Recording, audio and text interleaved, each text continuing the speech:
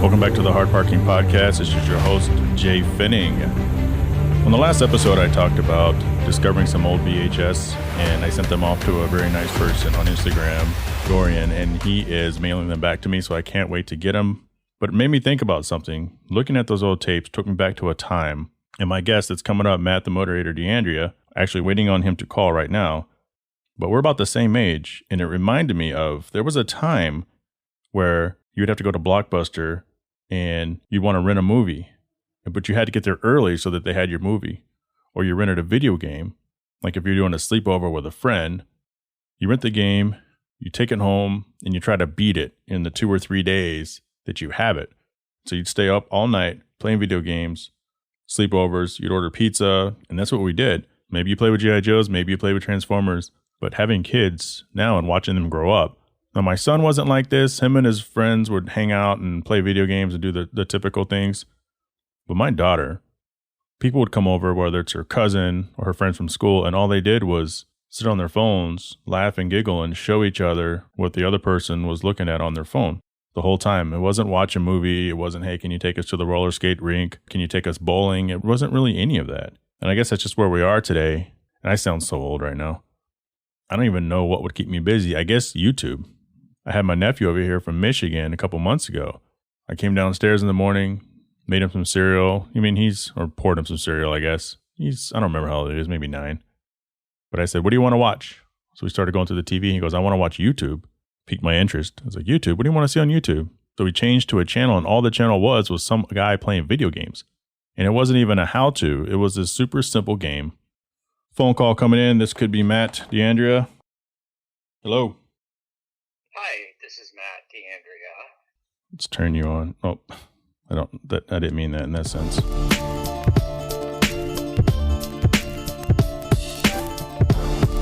It's Jay, man. What are you doing? How you doing? I'm doing good. How are you?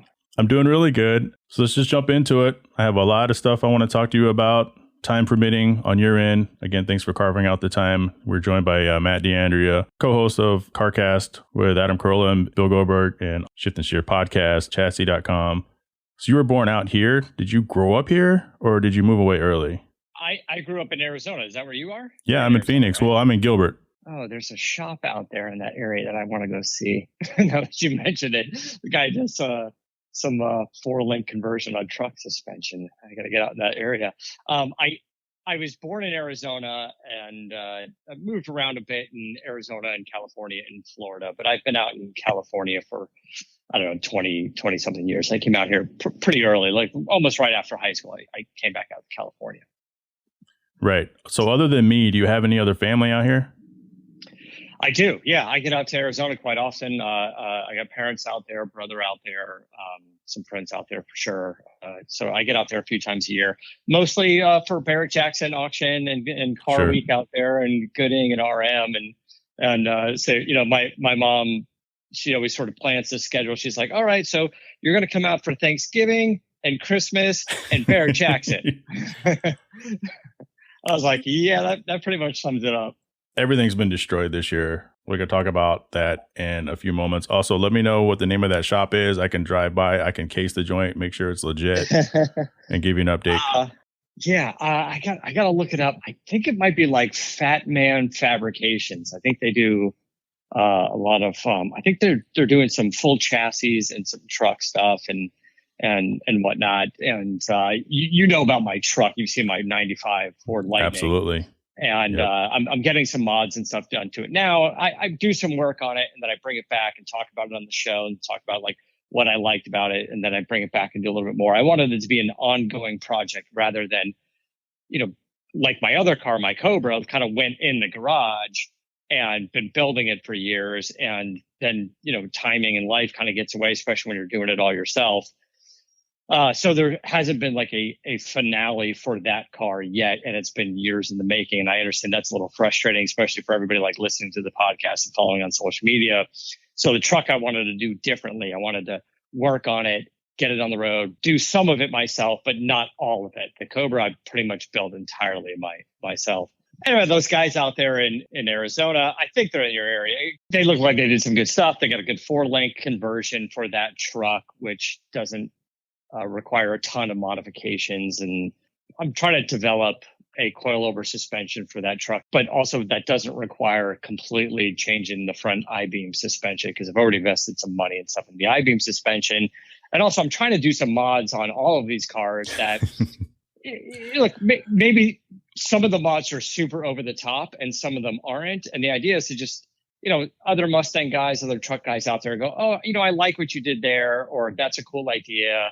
And, you didn't completely cut the frame in half and start over and do like a Mustang 2 suspension or something, and like trying to find some interesting ways to better the vehicle without without starting from scratch, I guess is what I'm saying. Like without starting with like just a complete chassis and building on top of that, which is a good way to go. But having somebody build you a chassis and some suspension, you're at 25, 30 grand, and then brakes and everything else. It's just like, and it's a lot of work.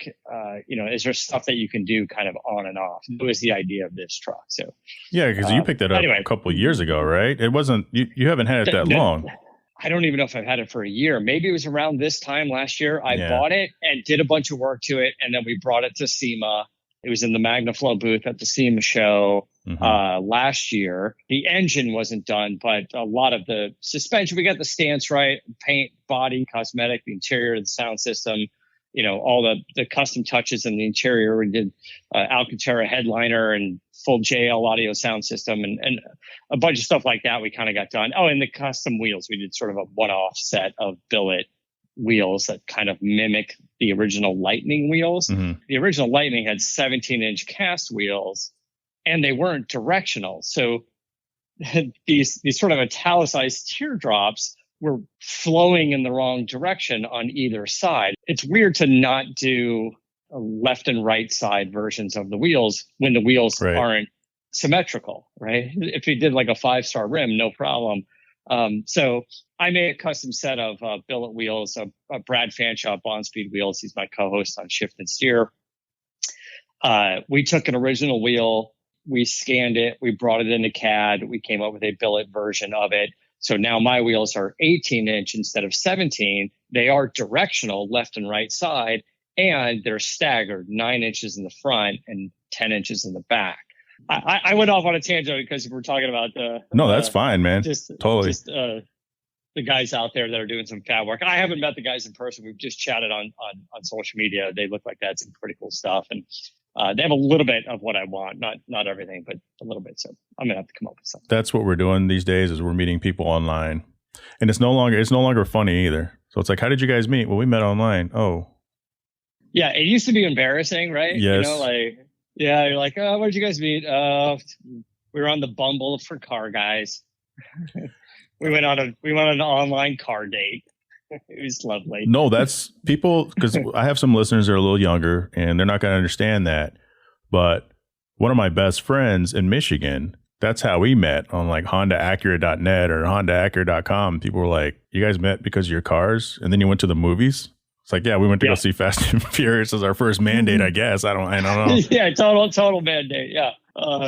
I'm looking here and it looks like the Cyclone, because I kind of recalled it, the 91, the early ones. I mean, they had kind of directional wheels. And I think the Typhoon maybe had some similar wheels too. So it's like a very 90s. So yours are now, they're period correct, but they're bigger and better. Yes, on lighter. My Lightning, and lighter for sure. But also, I was able to fit big brakes under there, and that was the other thing that we kind of did custom. There's a company called Little Shop Manufacturing. They're on the East Coast, or on the Southeast, and they custom machine billet aluminum hubs that allows us to adapt a modern day brake kit on that truck. The rear brakes were just a Willwood kit out of the catalog that we got to work. And then the front is we used their custom hub. And then I was able to put on a 14-inch 2-piece Willwood rotor with a 6-piston caliper. So I solved the braking problem on that truck. That's a thing on this truck is I've done a lot of modifications on the truck, but I've retained catalytic converters. I retained the airbag. I retained the ABS brakes. I know it was very easy to get rid of some of that stuff, especially the airbag, and go to an aftermarket steering wheel. because the steering wheel is big and it's ugly. And I just wanted to not make the truck illegal. Sure. Even if I registered emissions exempt in a different state, which I actually did do, I was able to do another residence, actually in Arizona. There you go. I have the truck registered there as a collector vehicle, and I got it registered emissions exempt. But I still wanted to keep the catalytic converters on it. Now I've got brand new, cats from MagnaFlow and a full exhaust from them, and it's much better quality stuff. But I didn't want to push and start building a vehicle that was too illegal. I just wanted to be safe and legal and all that stuff. So I guess that's important. Yeah, I guess I may do another car. My Cobra is kind of the same way. I retain the airbag and stuff, and I wrap the steering wheel, and it's got kind of a period correct look. That was the other thing, is I wanted to do period correct modifications. So this truck has the original Lightning engine in it now, and I'm switching it out to an all aluminum Dart, a 4-bolt block. The 427. Yeah, I'm doing the 427, aluminum heads, aluminum block. It's being completely built up for high boost. But if I go to an aftermarket intake, when you open the hood, you lose a little bit of that original flair. You don't see that Lightning tubular intake. So I have the truck, like I said, I have the truck now, and I'm driving it. It's in the shop getting a little bit of work done, but I drive it in between. So I bought another original Ford Lightning intake manifold, and I researched to a couple of shops that could do a pretty good job importing these things and cutting and welding and just doing a lot of work on the intake to get them to flow as much as possible. It'll always be the limitation on that engine, but I wanted to get it as much as I could. And so they're working on it. Now, unfortunately, the good news is I think the shop is really good. They're doing a good job. They're coming back with some pretty good flow numbers. The bad news is that it's pretty much one guy over there, and he's been working on this intake for like 8 months.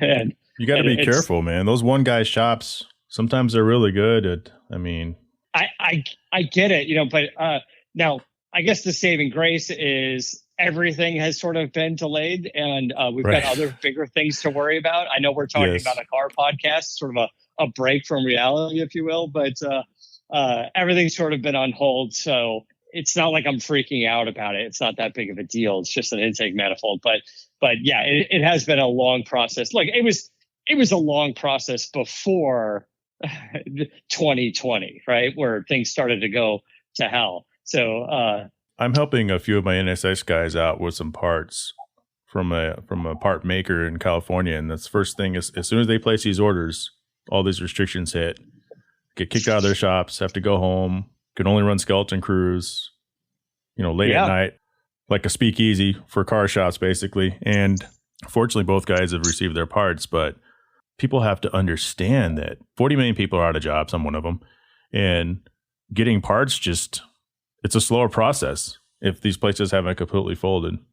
It is, but it's the same for everybody. So, yes. All of the manufacturers and stuff, like when you do set debut goals and timelines for your vehicles, Syracuse Nationals, Roadster Show, SEMA Show, anything like that, I think we have some flexibility with that. I've been talking to several of the aftermarket manufacturers, companies that we work with all the time in the space, and we're now starting to talk about, the SEMA show, like what's going to happen, how are they going to do things, and the show is going to happen. They're not doing.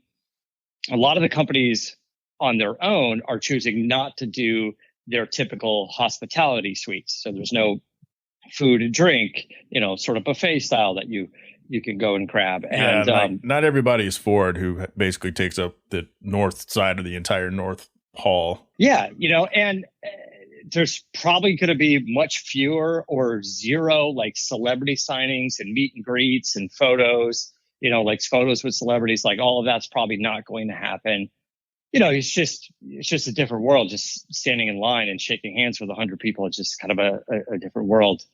So a little bit less of that. We might see more cars, but we might see more cars in the development phases. A few years ago, I displayed a car at SEMA, but I did like a full just a unibody chassis with suspension and engine and transmission, but with no body, no skin on it, no dash, nothing, just so we can see the mechanics of it. And we're starting to see more and more of that kind of stuff happening. And I think at the SEMA show, you might see that. I know it's always been a big push to debut like a really cool car there, but I think it's fine that a lot of these cars won't be done. And why not get 2 big rounds out of it? Like take it there in bare metal, or take it there with no sheet metal and just mechanics and engineering and the engine, and debut it there, and then bring it back next year done and painted and everything. So I think it's fine to do that. I know in the past, I don't know, however many years, people would always rush to debut at something like SEMA, and then, are devastated when they can't do it in the last minute.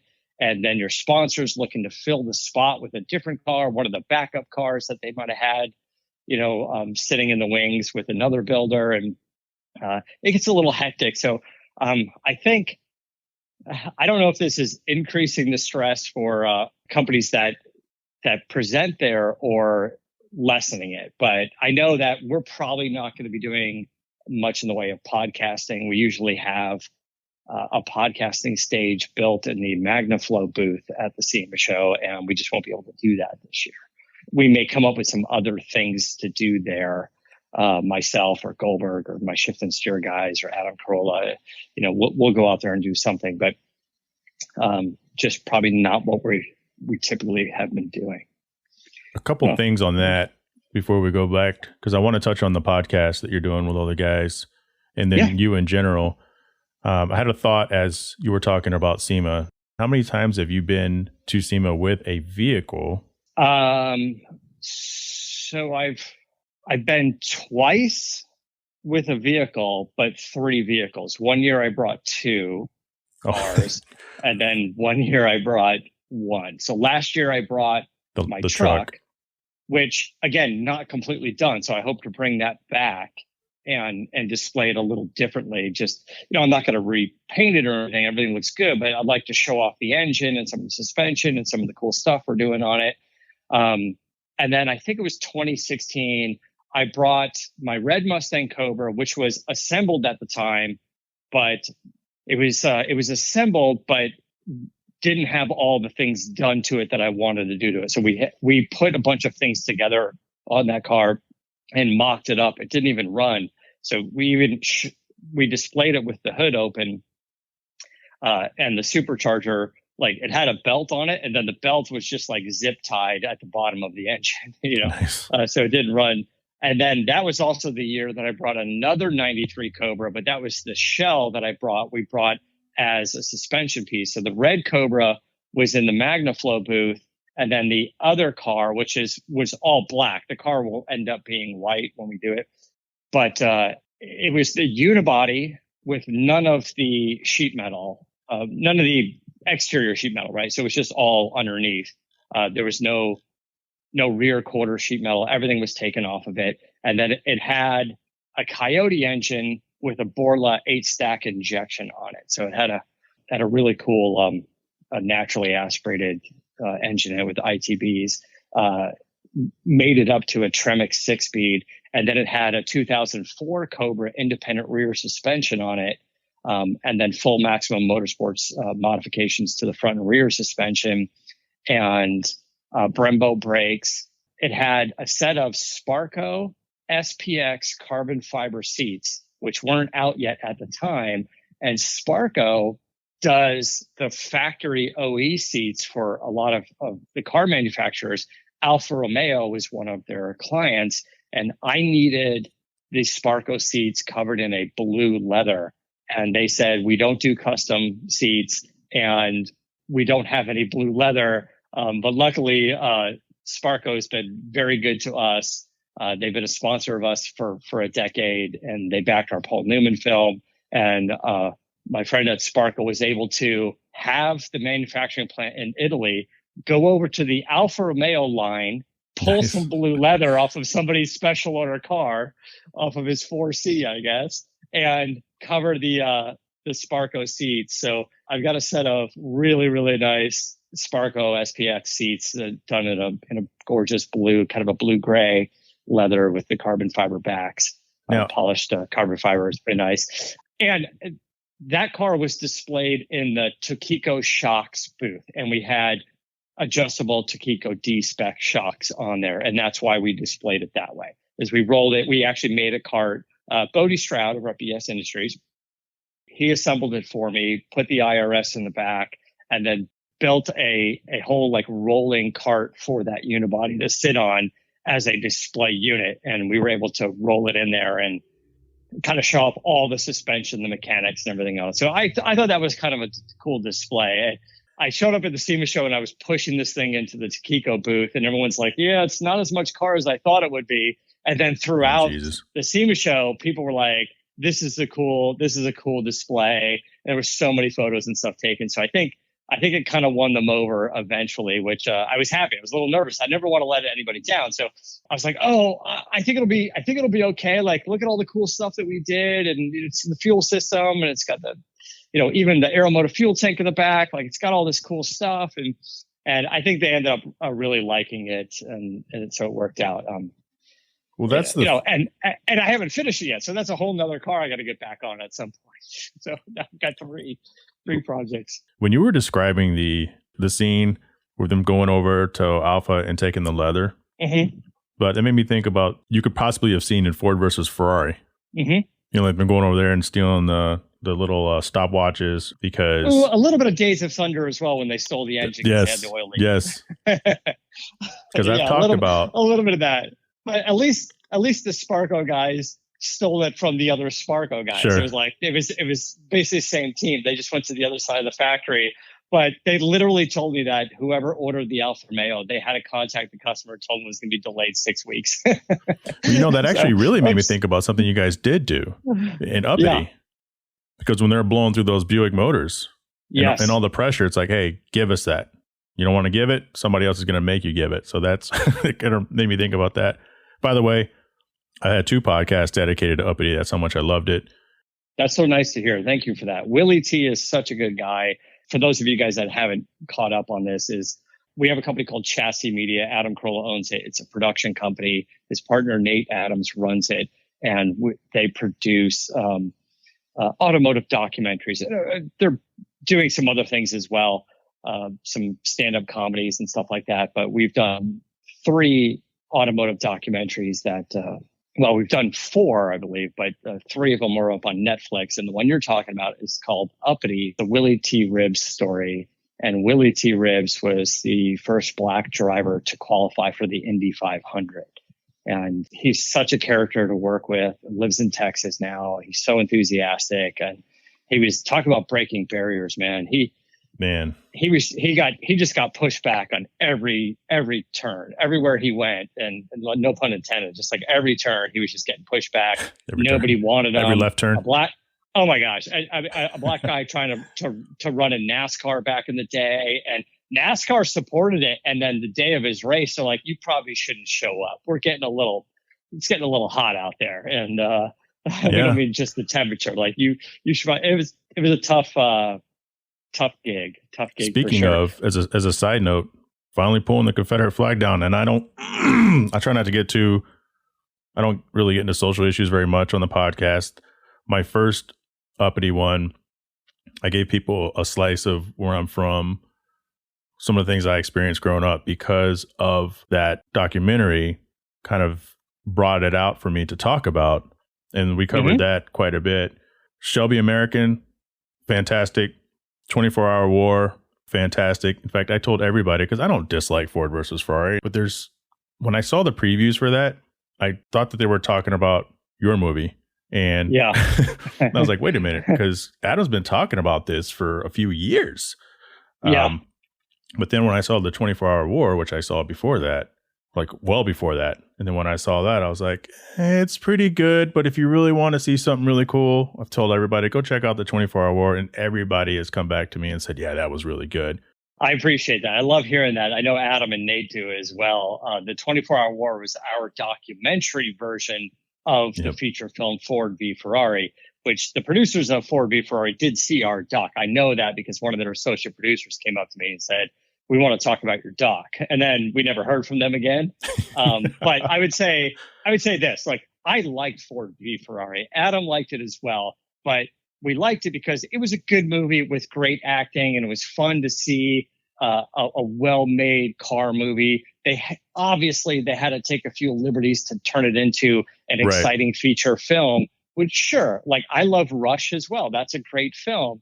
And we've had a lot of conversations about, the big race toward the end.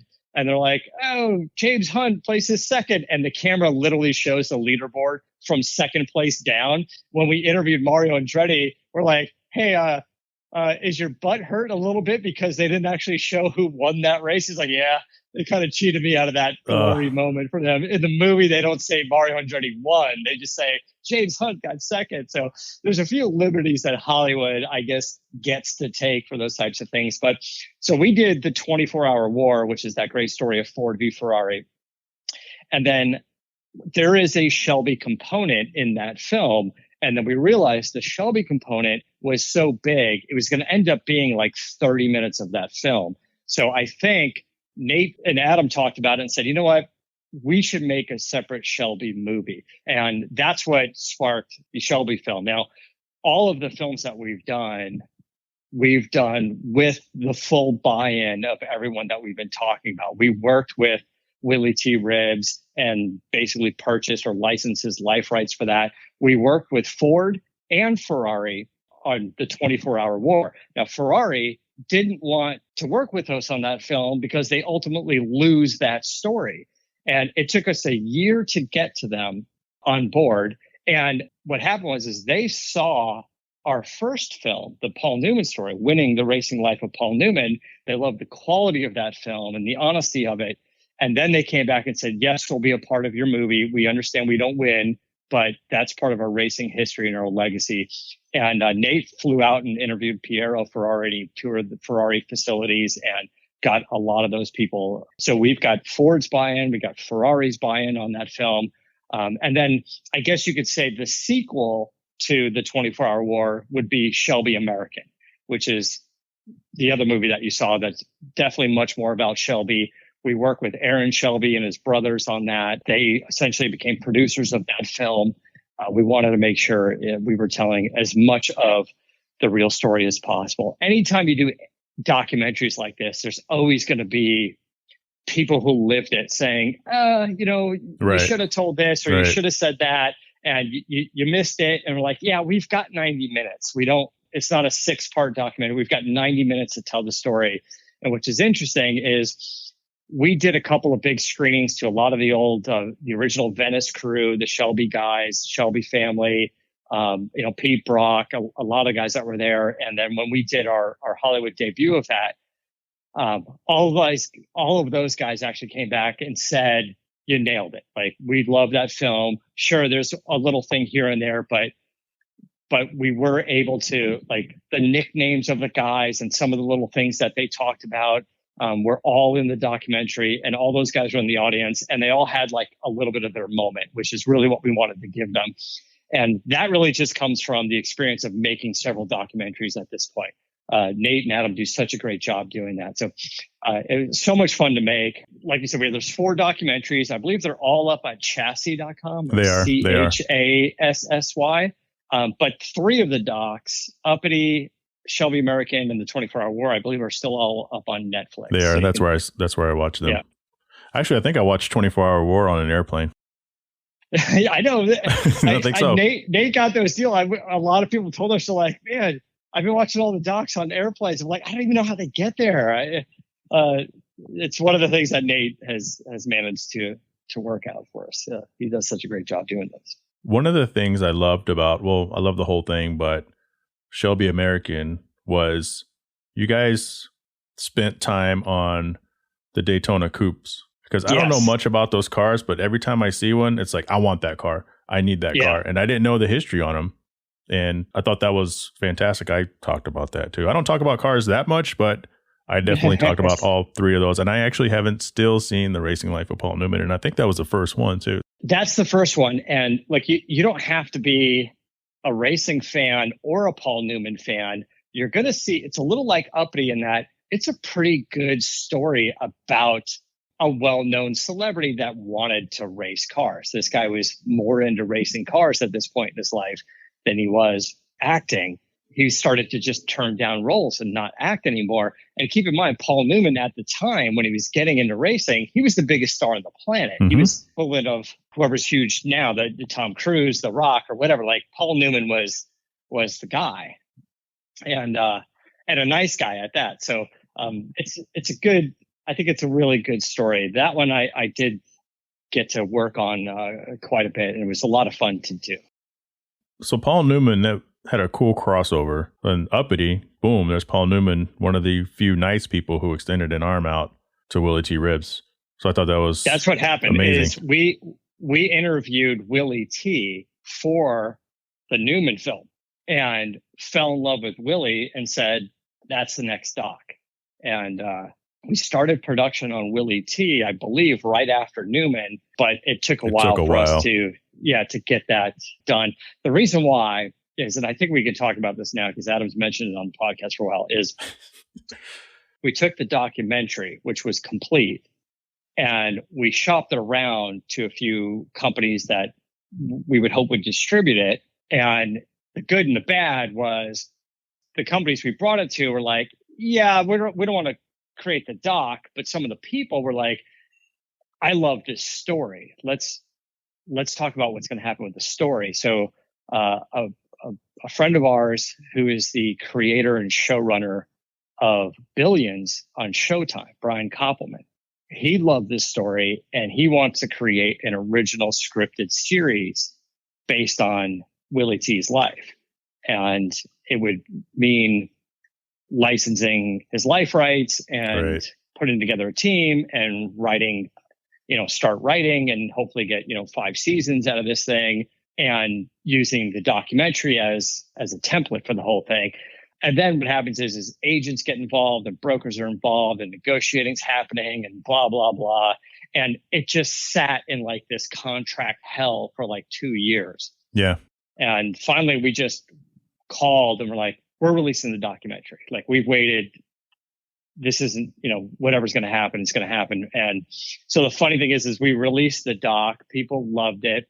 It got picked up by Netflix. And now Showtime is back going, all right, we gave the green light to start writing a pilot episode. So we'll see what's going to happen. I think I've heard him kind of ranting about that. And I listened. I have another friend who does podcasts, and he had Willy T on there. And I want to say it was at the end of 2017. He was talking about just wrapping up filming that. And we didn't see it till last year. Yeah, crazy. I think the Newman film was like 2016, and then we started on Uppity right away. But look, I'd love to see Uppity become a scripted series. I'd love to see it be a feature film, the way Ford v Ferrari was a feature film, which is the other half of the contract. There's a big production company who's done several of the Marvel movies, and they got some big talent on board and directors on board, and they're kind of interested in that as well as a feature film. So now it's just kind of like, this is sort of above my pay grade, but Adam's team and management is kind of working on those deals to try to make something happen. I'd love to see something happen. I think it's a great story to tell, whether you see the documentary or maybe you can see a feature film or an original series someday. But 2 last notes before we move on from chassis. Number 1, you had said that the Paul Newman is something you could see without really caring about cars, and it's true. I would say that's the same thing for all 4 of them, because I know cars, I know race cars, I don't know all the drivers' names. These are movies I wanted to watch, and they pull you in. If you can get anybody just to sit down and just spend 5 minutes on the beginning, they're going to watch the whole thing and they're going to walk away impressed, because they're not stories about race car drivers. They're stories about people and things that happened in history in an educational and entertaining ways. They're very well done. So hat tip to all you guys over at Chassis. Thank you. I appreciate that. I do appreciate that, because that was definitely something we talked about when we did the Paul Newman documentary. Everybody pretty knows Paul Newman's name. And then doing Uppity, it was how do we tell a story that not many people know about, right? How do you introduce a guy that not a lot of people knew about, because he never really got the fame and the fortune out of it. And it just had to be on telling the truth about how great this guy is and how wacky he is and how much fun he is. And imagine the confusion for people out there who were saying, why is there a documentary about a guy who makes salad dressing? I know, right? Yeah. The salad dressing company, like at the time, had already made enough money and donated well over $500 million to charity. And what happened was when he was doing the salad dressing and the popcorn and everything else, they came to him and said, hey, we want to put your face on the label. And he said, well, if you're going to put my face on it, then this is going to be all to charity. And they said, okay, fine. Because he was going to, do a little bit of profit sharing. They were going to, I don't know, donate 80, 90%. And he says, well, make it all charity. And then it got so huge. Years later, he's like, hey, if I would have known, maybe I shouldn't have not donated it all to charity. It would have been funding my racing career for the rest of my life. Just taking a small percentage would have paid for everything because it turned into a huge, massive company. Quick note about SEMA. Maybe with all this craziness that's been going on, SEMA will probably start to feel like it originally felt. Probably going to feel more like a diehard trade show. I think so. I love the SEMA show. It's my favorite event of the year, but I'm such a nerd in this space. It's because I love the parts. Like, of course, I go and I meet with all the people and the friends, and especially all the companies that aren't out in California that I don't get to talk to all the time in person. I love going back and meeting with them and interviewing them and hanging out with them, grabbing a dinner or something with them. But I just geek out. Like, I spend hours just going through that new parts showcase, and I walk up and down every aisle and look at every single part. And, some of them are a little less interesting to me, but some of them are super interesting. And I just go through every one and to see what's out there. I'm just such a nerd when it comes to the aftermarket parts world.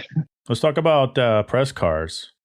Yeah. Speaking of, because you just had the murdered out Bentley. How long do you typically have a car? Are they basically essentially your daily drivers? Because I know you're driving, the truck right now. How often do you have these cars? How long do you have them? It kind of goes up and down a little bit over the course of the year. This year is going to be kind of tricky, but as you would imagine, when new cars come out and auto shows come out, and then some couple of months after that, the press fleets start to fill up with new models. So there are often times where there's a few months where you're not driving any press cars, and then there are times where you're just driving them back to back. So typically it's about 1 week at a time, and it's all pretty much organized. All the manufacturers do it kind of the same way. You work with their PR teams and fleet teams to schedule the cars. And then there are some companies out here, I guess you could call them event companies, and they have warehouses full of these press cars, and they manage that fleet. So they schedule it, they bring the car here, it's cleaned up, it's full of gas. You do your thing with it. Whatever journalist is working on, if it's Motor Trend, sometimes they plan tests at the track, or Edmunds goes to their test track, or sometimes they just drive them around and give an opinion. And then they pick up the car, they bring it back, they check it over. If somebody accidentally, dings a rim or cracks a windshield, that's got to go to the dealer and get fixed. So these event companies that manage all these cars, and I don't know, there's maybe 5 or 6 companies that do it, and each company has several manufacturers as clients. And that's kind of the business that they do. But interesting. They also, like, let's say LA Auto Show rolls around in November, and part of that is a bunch of the executives. Let's say Ford executives are all going to come into town, so they call up their event company that manages the press fleet, and they say, we need a new navigator. Bring us a navigator. We're gonna have our executives roll around the navigator, and then bring another car, and we're going to put these different guys in them. We're going to move them around, So those companies do that kind of stuff as well. So for their own teams as well as for the press, the podcasts and stuff that I do, I like to, I guess I sort of consider them more on the entertainment side than I do on the journalist side. Sure. The guys that are out there that are testing cars, they do a great job doing it. We work with Edmunds a lot. I use Edmunds for a lot of reference. They have a great a great testing facility, very clear on their testing. Their 0 to 60 runs with a rollout, without a rollout. And their editor-in-chief, Alistair Weaver, comes on CarCast once a month or so and talks about some of the new cars and the tests and stuff. And when we get the press cars, we drive them around, we photograph them, and then it's really more of our opinion. Like, what do we think about it? Like, how does it compare to something else that we've driven? It's sort of the real world statistics. I got to be honest with you. There's 100%. There's a lot of magazine articles that you're reading, and somebody who's like, oh, I took this this Mazda SUV to the track and had a little bit of understeer, and it handled this way. You took a Mazda SUV to the track. What do you think is going to happen? Like, I get it, but do you think people who are buying it care what understeer is or even know? Like, no. I just want to know. And by the way, not everybody does that, but that's just sort of become the testing benchmark for a lot of things are those numbers. But now we're starting to get into some more testing. And again, I bring up Edmunds again because they do a pretty good job in that they're saying, you know what? They're like, it's really easy to tie down a car seat in this thing. Oh, hey, this so-and-so minivan's got a built-in shop vac, so you can suck up Cheerios if you got kids in the back seat, and that's a thing. And yeah, that's an actual thing. Or that's awesome.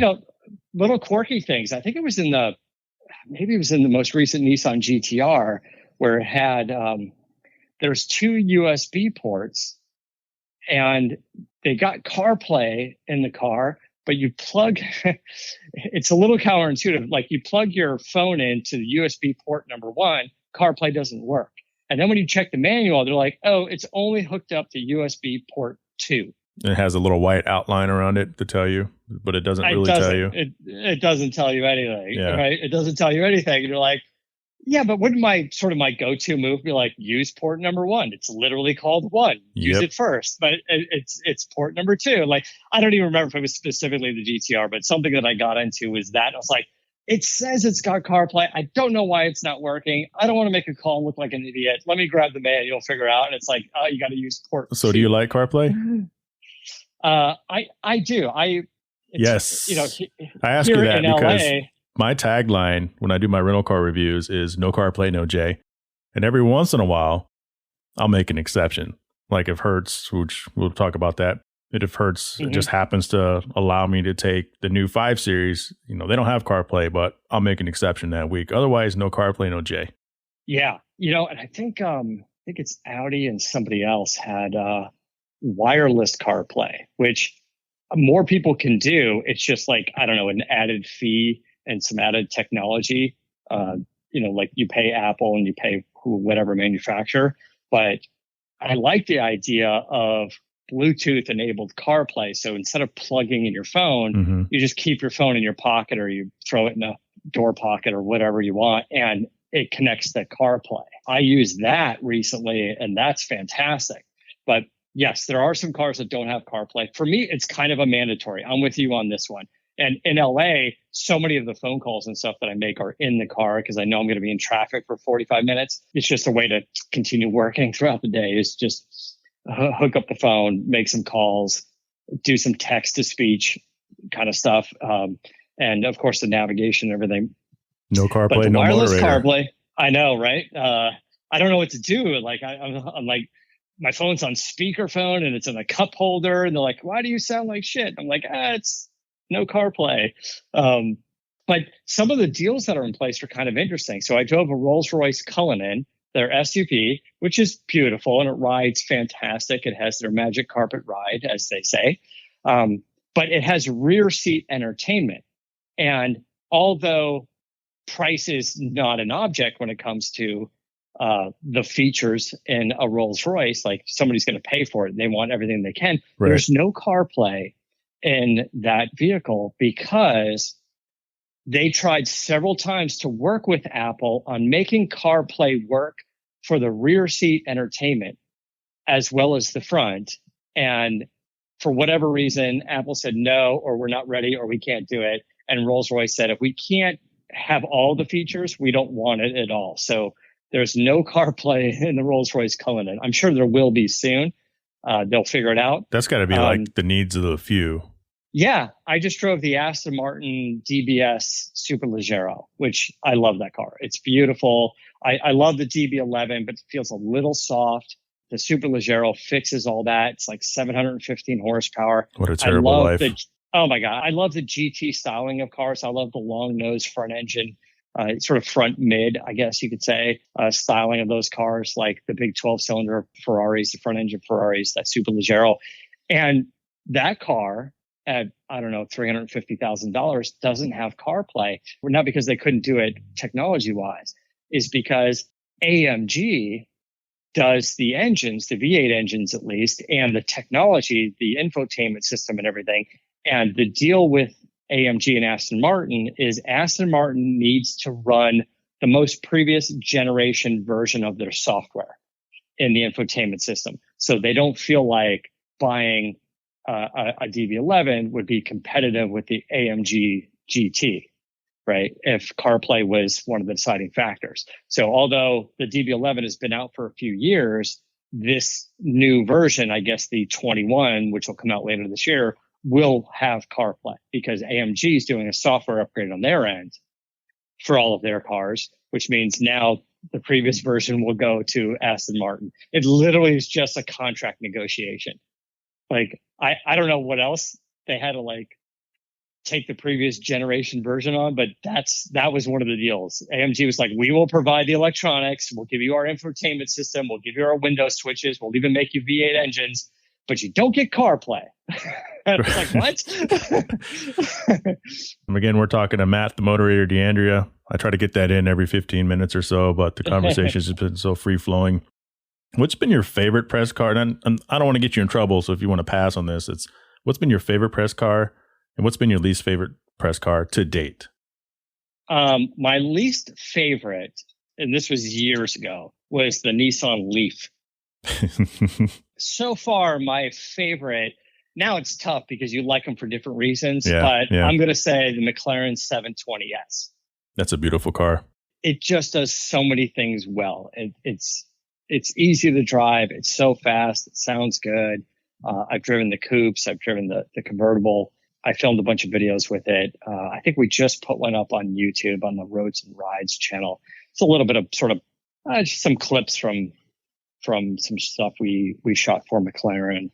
We were able to like close off Angeles Crest, and I was sort of given free reins to drive a 720S as much and as hard as I wanted. I was like, oh, that sounds like a good day to me. Yeah, like I said, your job sucks. My next door neighbor growing up, he wrote for the Dallas Morning News. And so he used to bring home a different car every week. And as a teenager, I mean, I subscribed to Road and Tracks, Auto Cars Quarterly and DuPont Registry and all that kind of stuff. To me, that was like candy, but he never really got anything super cool. I think once he brought home a really cool Volvo, like a 800 series. But you're like next level, some of the stuff that you get to drive. And you have to be, I mean, there has to be at some point where you stop pinching yourself and wondering if this was real.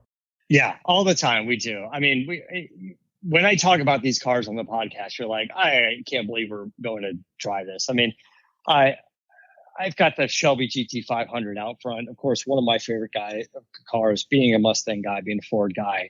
This thing is just fantastic. And what Mustang is able to do with their cars, some of the technology and the features are things that, you'd have to spend a lot of money on, or certainly start jumping into, BMW M5, M4 territory, like, Magna Ride suspension, sport mode, quiet mode, track mode. It has a launch control. It has a drag race mode with launch control and a Christmas tree on the dash. And you can program it to start quiet in the morning to not annoy your neighbors, and then start later in the day in a loud mode if you want. Like all of these features, and you don't have to spend $80,000 on a GT500 to get all of those features.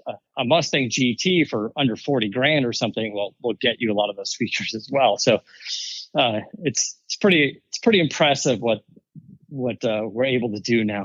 So let's go over a little bit of news.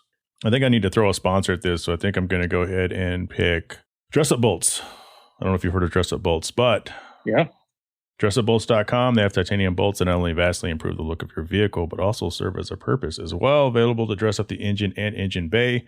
Have kits ready to go for your specific application. Go and pay them a visit. Browse a little. Let them know the Hard Parking Podcast sent you. Use code HARDPARKING, one word, and save 10% today. So Hertz filed bankruptcy, sort of, because they're still around. Yeah. They're special branded rental cars. All their cars are hitting the market. Personally, I'm guilty of blowing out rotors on pads on 2 rentals, but it was on the same day. I had 2 Infiniti Q50s. And the reason I had to is because I completely destroyed the brakes on one around Road America. And then I took it back and I did the morning session the next day with the second car, basically blew those out. I skipped the second session, figured I'd quit while I was ahead. Have you destroyed a rental car ever on accident? I don't do a ton of rental cars. Of course, we kind of get spoiled. We get a lot of press cars. So, and then the press cars I'm always very sensitive about because I don't want to hurt anything and get kicked off the list, but we've had a few adventures in rental cars for sure, especially in the younger days where, you're driving down a hill in your neighborhood and you're like, I wonder how well this e-brake works and see if I can get us to spin around in a circle. Normal stuff. Yeah. Yeah.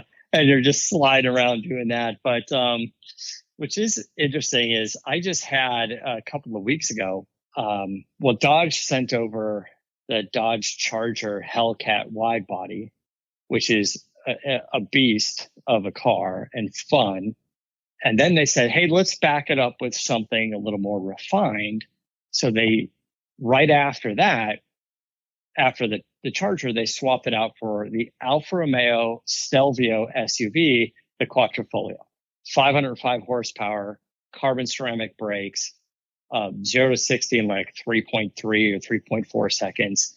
And it pulls 0.94 Gs in the turns. And you can put it in manual mode, paddle shift, the whole thing. It's just all-wheel drive. So it hooks up a hell of a lot better than, of course, the Charger. I say, yeah, this will be a great little kind of comparison of what that company is doing now. And then some friends of mine called me up, a buddy named Jeremy Fry, and he said, Jeremy Fry is a fantastic stunt driver. He did a lot of driving for Baby Driver. He drove for John Wick, Fast and Furious movies, just constantly working. He has a resume. Guy. Oh my God. Yeah. He's the nicest guy. And he really knows what he's doing. He's so calm. And he said, hey, all of our productions are shut down. Myself and a bunch of our stunt buddies aren't working. So we're all going to just go hit Willow Springs, streets of Willow for a track day. So I'm looking outside. I'm looking at this 505 horsepower SUV. I shoot a text over to the guy at Alfa Romeo, like, can I take your car to the track? He's like, sure. Nice. And so I drive up to Willow and I get there, and off in the distance, I see my buddy Tanner Faust standing around doing nothing at the time. And I'm like, hey, Tanner, what's going on? I was like, I'm not so good on this track, especially because we're running counterclockwise. Let's go. So I get in, I'm doing some laps. He's walking me through the whole thing. And then I said, well, all right, now that I did it and I felt like I was going fast and I was a rock star, I was like, let's switch places. What a terrible move for me, right? Because now I've got face Tanner against a Faust glass driving this thing. And I know most people, like, I'm not on a racetrack. I'm a great passenger. On the street, I never know what anybody else is doing. So I'm always worried about whatever. Yep. But on a racetrack, I'm just sitting there going, okay. And Tanner's just flying around the track, damn near getting this thing on 2 wheels. And he's just talking the whole time. We ran the car with the air conditioning on because it was 100 degrees outside. Everybody else is dying out there. And we got the air on. And he's just like, yeah, see this? I'm going to hit this apex here. And he goes, he goes, when you turn the traction control off, you can feel it's not really off. He goes, you can feel it a little bit here. Watch. Gets into another turn. He goes, see, feel that? He's like, yeah. I was like, man, just to have that ability and that much car control and that much confidence in what it's doing is fantastic to see. It's fantastic to learn from, but I don't even know how you get to that point. I'm never going to be that kind of driver. In my head, when I'm dreaming at night, I am that driver, but in reality, not even close. Well, I mean, guys like him and Jeremy and even, Ken Block, which you were talking about on the other podcast, it's just, they're so next level Yeah, They could do this they stuff are. in their sleep. And I think one of the craziest things about the story with Tanner, though, is you're in a passenger vehicle. It's not like you're in a multi-point harness like you'd be around a drift car, like probably Yeah. Ken's car. So you feel you're a little more secured. I've been around a test track with a professional race car driver friend of mine, and that's when I first realized, I forgot what he had, like a Nissan something, maybe an Altima or Maxima or whatever the rental car was up in Columbus. But that's when I realized, and I tell everybody this, these normal cars are capable of so much more than you think. It's like, don't get out there and drive like an idiot. But chances are that car that you got is pretty capable to get in and out of trouble on the street. And that just, the things that these guys do that know how to do it, obviously, is so mind-blowing on just normal fleet rental vehicles. I mean, yours wasn't a normal fleet rental vehicle, but it's just so mind-blowing to me. Yeah, I've said on our shows for a long time as well. Adam and Goldberg both, they both done this. They both agree is, look, anybody going to get a license, or even if you have a license, go do a course over at like the Bondurant School or some pretty good driving school or racing school. If you're turning 16, by the way, parents, your kids that are getting a license soon, you don't have to spend a fortune. Go do the half-day course for a few $100. 100%. Just do it so you understand what a car is capable of doing and what you can do to be safer in the car. You'd be surprised how you can move a car out of the way with ABS brakes. Like you could point that thing straight and basically go hard left or hard right and then straight again to avoid hitting a car in front of you and be on the brakes the whole time with ABS. Like if you know what you're doing, and you should be able to experience that. And those schools will put you in a scenario where you will be able to do that safely. They'll get you way out in a big skid pad, set up some cones, and they'll say, just go full blast, hit the brakes, turn here, turn there. And the skid pad cars where you see the cars and they're on like training wheels and they can lift the car up so it has very little traction. And in slow motion, you can start to spin around like if you hit water or ice. Just being able to understand what the car is doing and how to control it. And do it in sort of a slow motion environment. Absolutely, everybody should go and do it. It should almost be mandatory for everybody getting a license. But if you want to be safe and understand anything about driving, you absolutely should go. How to avoid things out there, just be more cognizant of your surroundings. Being a big Mustang guy, what are your thoughts on the Mustang Mach-E? I personally think it's super cool. I thought the purists were going to hate it, but I read more positive than negative. Like, what are your thoughts on it? So I went to I was invited to go to the debut of their big event that they had out here. And I'm a fan. I like it. When you see that thing in person, it's good looking SUV. It's a nice looking car. I had an opportunity to ride in one. I wasn't able to drive it. I was with one of the Ford engineers, but I rode in one and I like it. I dig it a lot. I don't really care if it's called a Mustang or not. And that's been a lot of the debate. You're like, maybe you're hurting the Mustang brand. Maybe you're not hurting the Mustang brand. I don't care. As an all electric, SUV from Ford, that thing is pretty cool. And the idea of their GT version getting MagneRide and some performance upgrades so it can kind of fit in the Mustang brand is pretty cool as well, because they're doing a good job with all the revisions of that stuff. You think of a Mustang GT, the first version with MagneRide, and then the Bullet, and then the Bullet got a revised version of the MagneRide, which is better handling and smoother suspension. Like as they do more of this, that refined technology gets to trickle down to new models. And I think it's the right size for that audience. The range and stuff is going to be fine on it. And both the standard version and the GT version, I think will have enough performance that you'll be impressed with it. And the sensation of speed is always more because there's not a lot of sound involved. So I think the regular version is like 0 to 60 in 5.3 seconds or something.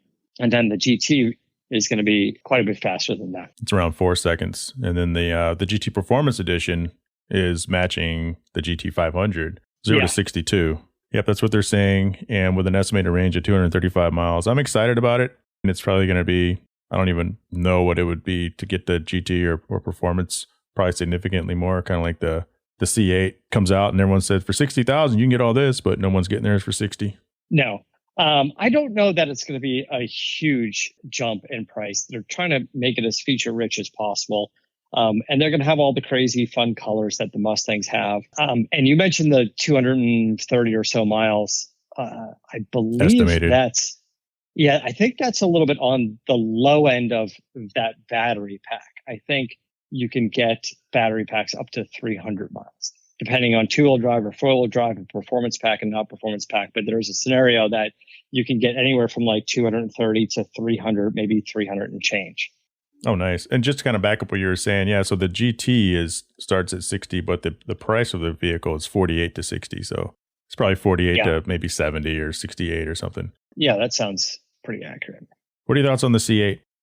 I like the C8. I was invited to the debut presentation of that as well.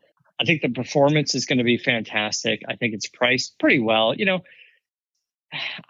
you get in that car at 80, 85 grand right, with enough equipment to make it fun. But also keep in mind, this is Corvette that we're talking about. So expect to see, hotter versions, maybe Z06s, ZR1s. I'm sure you know Ken Lingenfelter. Ken's a great guy, just really one of the nicest guys in this whole industry. And I think he bought like 5 of them, and for his company. And he's like, we're doing naturally aspirated, and we're doing like turbo or supercharged, and we're doing suspension tuning and a drag pack car. He's like, we're just all in. We're just going to start testing and tuning and testing and tuning and coming out with some great packages.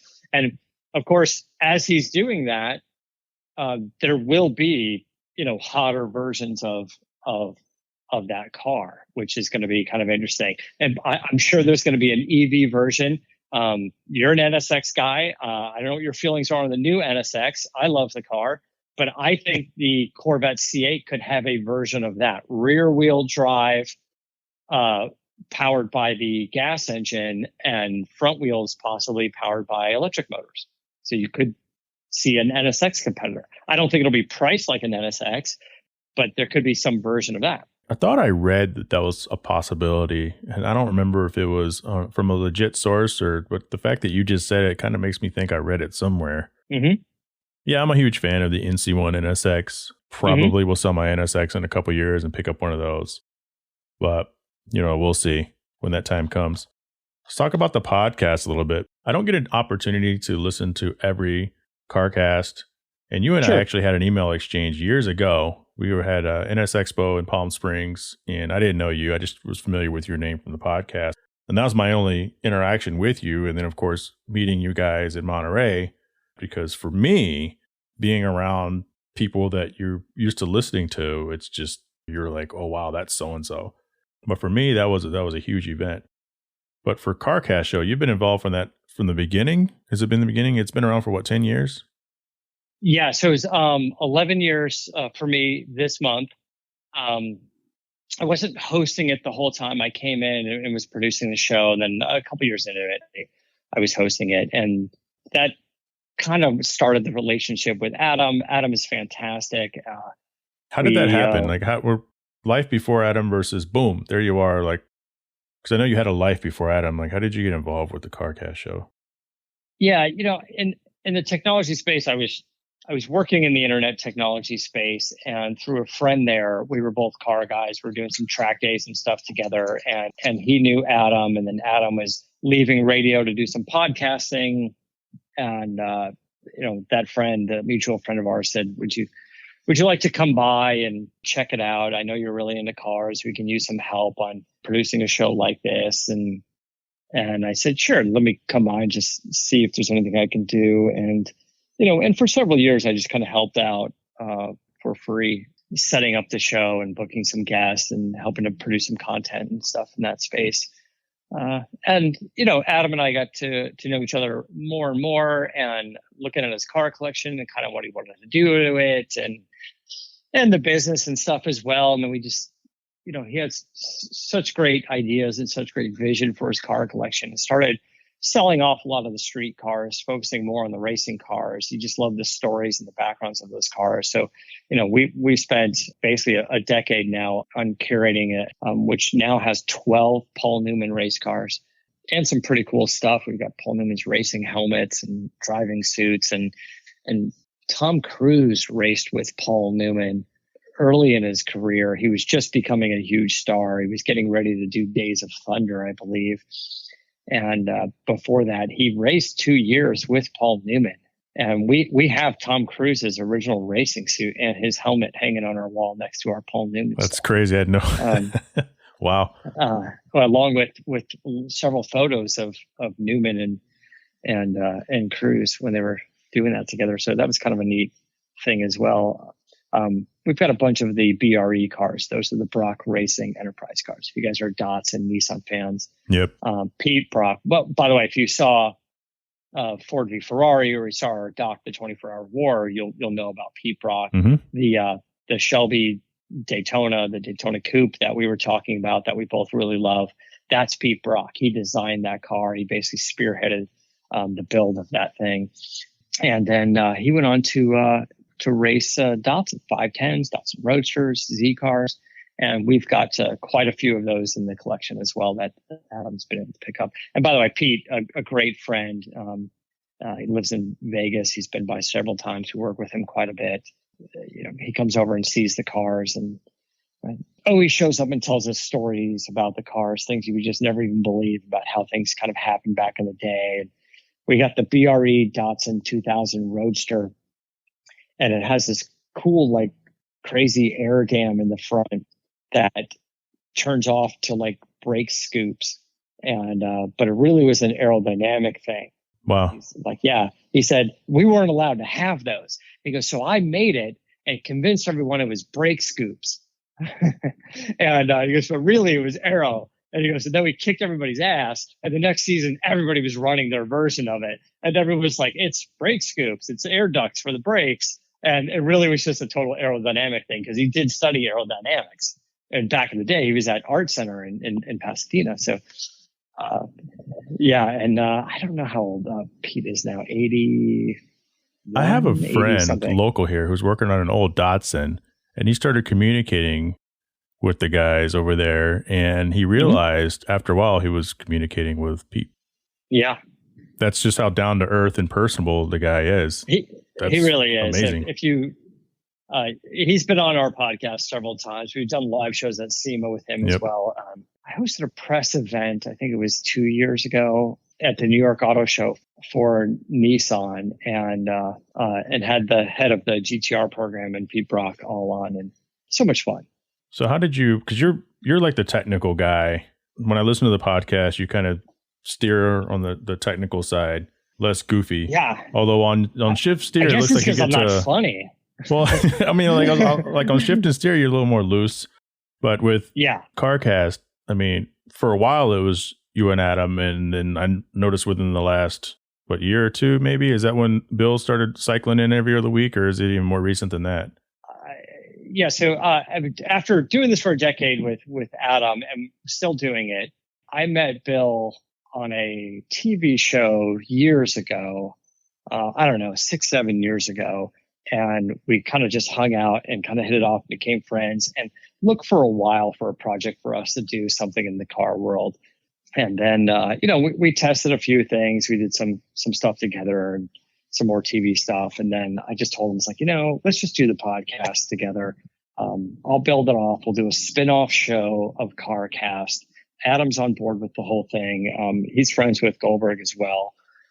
Actually, Goldberg did episodes of The Man Show with Adam and way back in the day. Yeah. So they all know each other. And we were all at Goodwood together in the UK at the Hill Climb. So Bill was on board with it. And so for the last 2 years, we've been doing a show, just a second weekly episode of CarCast. Every Wednesday, a show gets posted with me and Goldberg, and every Friday, a show with me and Adam. So every week we do 2 episodes. Well, I do 2 episodes. They each do 1. And then, Adam's doing 100,000 other podcasts as well. Yeah, he's pretty busy. And then you have your shift and steer. How often do you do that? I do that show once a week as well. We record on Fridays. That usually gets posted on Tuesdays. So I do 3 shows a week, Adam, Goldberg, and Shift and Steer. Shift and Steer is a little bit different kind of show. We talk about a lot of new stuff and some old hot rodding stuff as well. I just did that because it was a couple friends and we wanted to be able to just tell some different kind of stories. It was really all about Pete Shaporis. Now, Pete Shaporis created an old hot rod shop back in the day called Pete and Jake's. It did well. He sold it and had a non-compete. He couldn't build hot rods for a while. So he joined the SEMA organization. He was like the first VP of marketing for SEMA ever. That's how long ago he joined this. And then he approached Alex Exidius and said, Alex, let me bring back the SoCal Speed Shop brand. And they worked out a deal, and they did. And for years and years, Pete built SoCal Speed Shop, and they got the main headquarters in the shop in Pomona, I believe. And then they franchised out a bunch of other stores and built a huge brand and some amazing hot rods. And Pete got a little older and he just wanted to be able to tell some stories. So we created a podcast where we can get into all that kind of stuff. Now, a few years after we started the podcast, unfortunately, Pete passed away. And we just wanted to decide if we were going to keep doing it, and we decided to keep doing it. And so my other co-hosts from day one have always been Brad Fanshaw, who owns Bond Speed Wheels. He owned Bonneville Watches. He was a partner and a co-owner of Boyd Coddington's garage, building a lot of hot rods back in the day, Shazoom and Alumacoup and all these, one of the original hot rod guys as well. So Brad went on to SEMA show several times, winning Ford Design Awards, GM Design Awards. He's a great designer, great builder.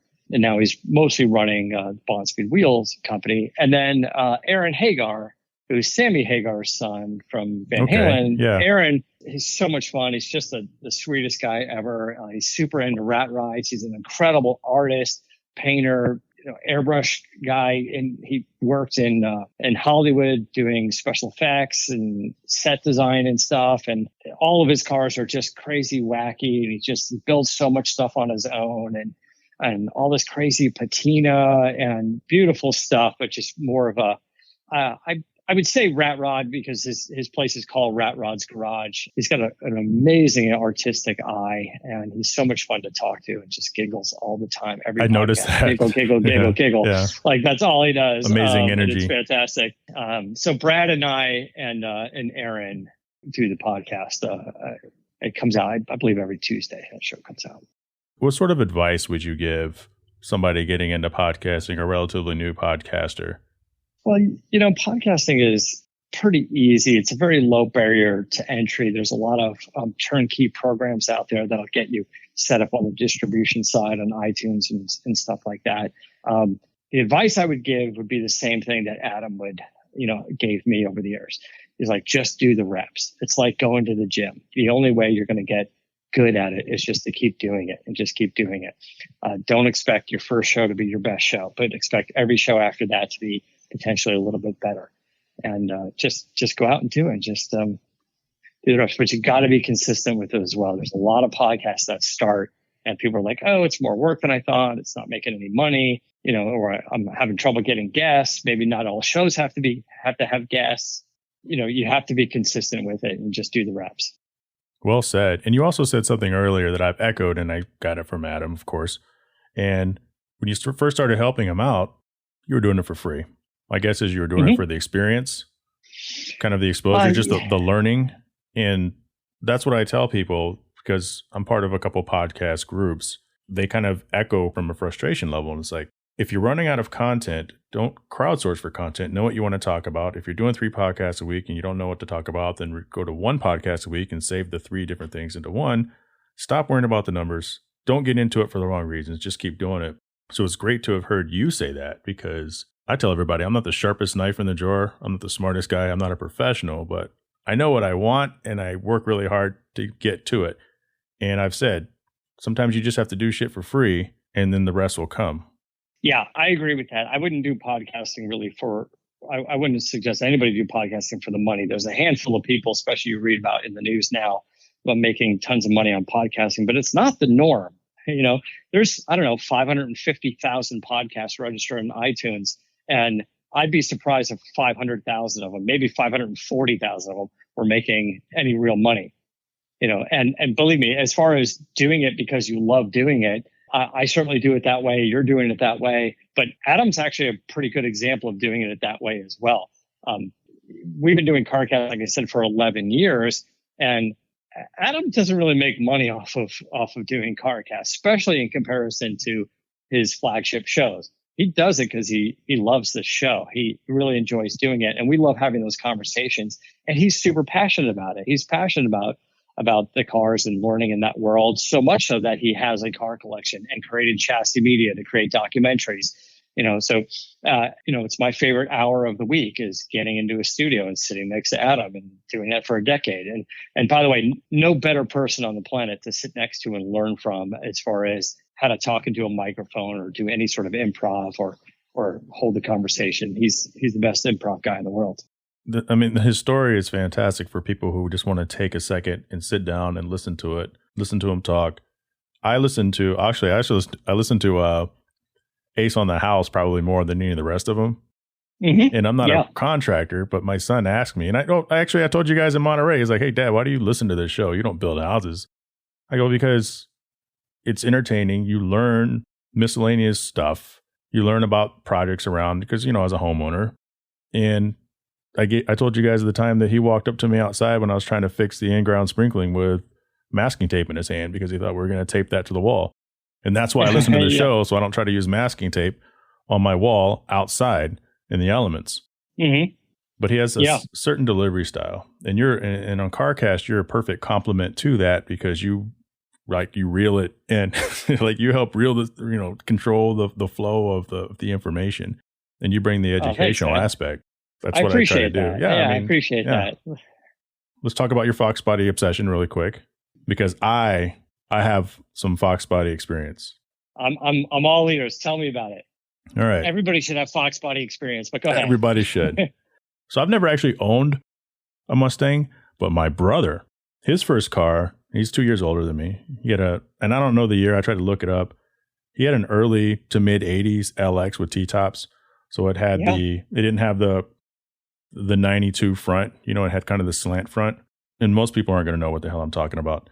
But you would. So he had a 4i car. He had a 4i car. So yeah, we had the GTO blackout headlight covers that you get from like Chief Auto Parts or Pet Boys, because everybody had them at the time. I don't even know if AutoZone was a thing or not. But the thing is, this car had no power. The speedometer went up to 85. But I earned the nickname Crazy J because when I'd pick my friends up, when I'd borrow my brother's car, which by the way, the first time I tried to move his car, we were at a friend's apartment and I didn't have a license. And I turned the wheel and backed out a little bit, and I hit one of the little carport posts because I had no idea what I was doing. So I put a small dent in his car the first time I tried to drive a car. Well done. Thank you very much. But I used to drive this thing, and when I would put the pedal to the floor, and I had no idea how fast I was going, because the car would develop this hardcore shake, like the super shake when it passed 85. And of course, you don't know anything when you're that age, but looking back, it was probably a busted motor mount or something, unless that's something symptomatic of those cars, maybe two blown motor mounts. Then later on, he bought a 92 red LX. Again, no power. I used to take his car out and just drive around the Dallas-Fort Worth area with my friends. We wouldn't get in any trouble. We would just drive around or take it to a girlfriend's house. So that makes me a Fox body expert. Yeah. Where did your obsession come from? It was just the era. Like in high school, like our years of high school, you were saying the same age. Well, had us in early to mid 90s. And the Fox body was really at the peak during those times. 94 was the new body style change, the SM95 car. So yeah, we had the 80s Mustangs and we had the 90s Mustangs. Had a 65 Mustang as well, which sort of started the whole kind of Mustang brand. Loving that car. And before I was even old enough to drive, my older brother, who was also 2 years older, he and I did a full show car restoration on a 65 Mustang coupe. You didn't dent his car on a carport, did you? No, we didn't. Okay, right. We didn't. But I was fortunate enough to build a car like that, restore a car, and learn about the history of a car before I was even old enough to get a license to drive that car. So that's awesome. I got my hands dirty on that car before I could get behind the wheel of it. And then we started building a few Fox body Mustangs and doing some engine swaps. And we had an 89 convertible that we changed from an automatic to a manual. And, played around with that. Made some mistakes along the way, but learned a lot along the way.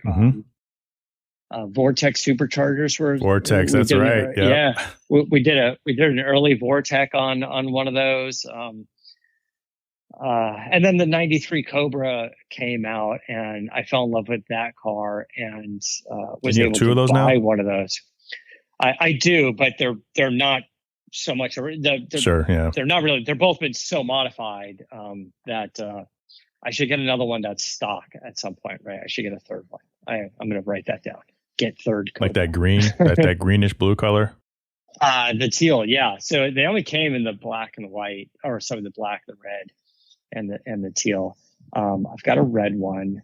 The other car that I'm building was black. It'll end up being white, I think. And then, I'd like to get another one at some point. Maybe just leave it stock. I just don't know if I can leave anything stock. That's my problem. But in '93, got one, got a '93 Cobra. Absolutely loved it. Did a few modifications, but nothing really. I was in high school and I was working 2 jobs. One of them at Pet Boys, trying to make some money and get some discounts to get some parts for the thing, and living in South Florida at the time. And then that car got stolen, like in the middle of the night, right from our driveway. It got stolen and it got stripped down, and they even cut the unibody in half so they can dump it in an empty lot. So that was devastating, having that car taken from me and completely destroyed. I couldn't even buy back the VIN number from the insurance company to rebuild the car. So that car is definitely lost forever. And there's only a handful, less than 5,000. There's only a handful of the Cobras out there, and that one's going to be gone forever because they completely destroyed it. I did try to just find the VIN number and the paperwork and buy the paperwork back from the insurance company 15 years later, and there's just no good record. So everything was on paper back then. We don't use paper anymore. And, your insurance agent is dead now, and you can't even call the guy. Right. It's just I was like, you guys don't have anything on this? Call him with a Ouija board. Yeah. It's just what's going on? They didn't have anything. I would have just built it up from scratch with that VIN number, just done some sort of project with it.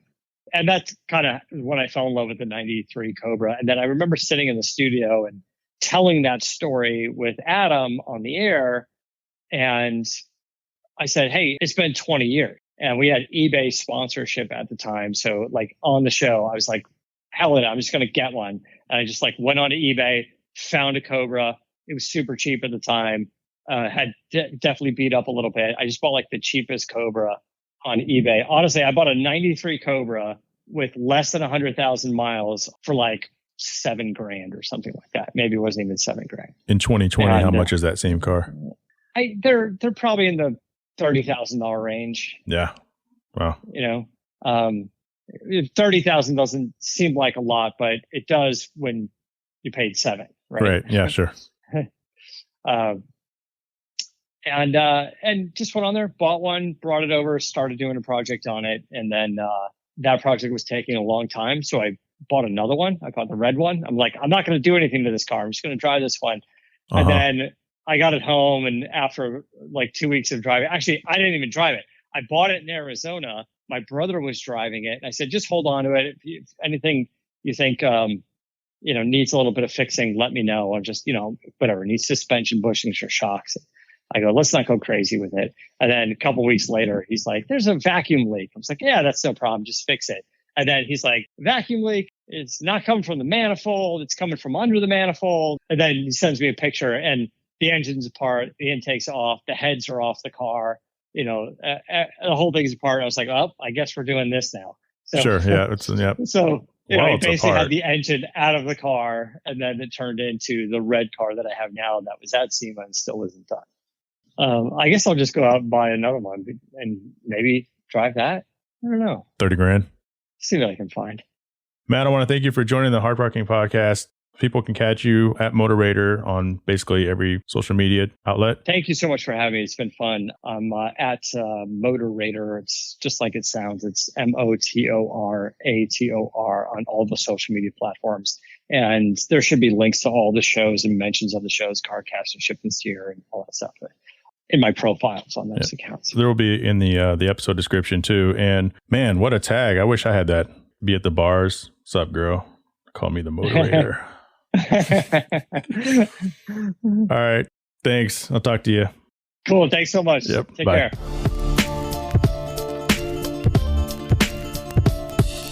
I want to thank Matt DeAndrea for joining us. You could reach him at Motorator. Follow up at chatsy.com. I suggest you go and you check out these movies. I've talked about them. Check out the podcast, CarCastShow. Check out the Shift and Steer podcast. It's actually pretty entertaining. I want to go ahead and thank my sponsors, dressabolts.com, Higher Quality Detail out of Tempe, Arizona, Last Air Brand, Motorsports Clothing, and the NSX channel on Instagram.